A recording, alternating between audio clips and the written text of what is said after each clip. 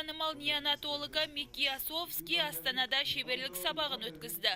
Ол перинатарлық орталықтың базасында 4 күн бойы елордалық 30 неонатологты оқытты. Тақырып өте аз салмақта туылған нәрестелерге күтім жасаудың тиімді технологиясы. Шеберлік сабағы жетекші израильдік клиникалармен орнатылған стратегиялық ынтымақтастық негізінде өткізілді. Михаил Асовский Израильден бөлек таяу шығыстағы ең ауыр және аз салмақты сәбилердің жағдайын тұрақтандырумен айналысады. Ол қызмет ететін Шнайдер клиникасы шетелдерге 4-ші деңгейдегі көмек көрсететін жалғыз балалар орталығы ретінде тәжірибесі мол.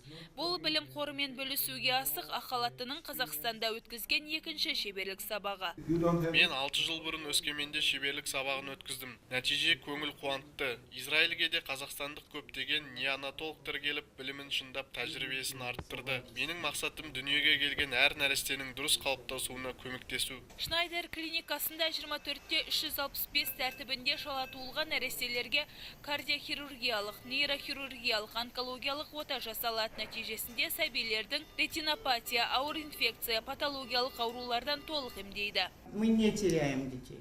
Біз үшін баланың туылуы ғана емес, өмірге дені сау болып келуі маңызды. 23 аптаға таяған нәрестенің 99%-ын аман сақтап қаламыз. Тәжірибемізде дене салмағы 425 граммды құрайтын сәбидің туылуы кездесті. Бәрі сәтті өтті. Ал 700-800 грамм балаларға кардиохирургиялық отаны ойланбастан жасаймыз. Үйренгілеріңіз келсе, Израильге келіңіздер. Астанада соңғы 9 ай ішінде ай күніне жетпей 259 босану саны тіркелген. Ақ халаттылар әр нәрестенің өмірін сақтап қалыптасу үшін бар жігерін жұмсайды. Мәселен, 500 грамм дене салмағымен туылған ас қорыту ағзасы жетілмеген сәбилерге керекті қоректі тамыр арқылы береді. Нәрестенің толыққанды тыныс алу үшін дәрігерлер израильдік әріптестерінің тәжірибесіне сүйене отырып, құрылғыларға тапсырыс берді.